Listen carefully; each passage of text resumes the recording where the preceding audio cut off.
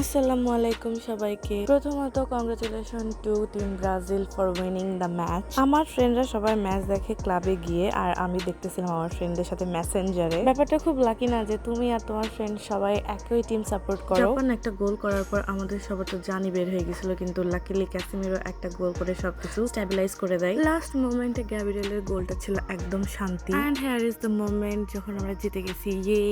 আমি সহ আমার ফ্রেন্ডরা সবাই টিম ব্রাজিল সাপোর্ট করে।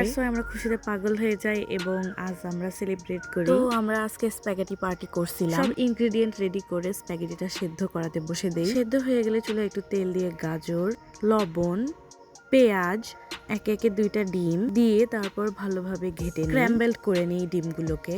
তারপর এতে টমেটো কুচি, গাজর কুচি দিয়ে একটু ভালোভাবে নেড়ে নিই। টমেটো আর গাজর সেদ্ধ হয়ে গেলে সেখানে দিয়ে দিই স্প্যাগেটি গুলো। তারপর উপরে একটু ধনিয়া পাতা আর ম্যাজিক মশলা ছিটিয়ে দেই। এরপরে দেই টমেটো সস দিয়ে ভালোভাবে নেড়ে নেই।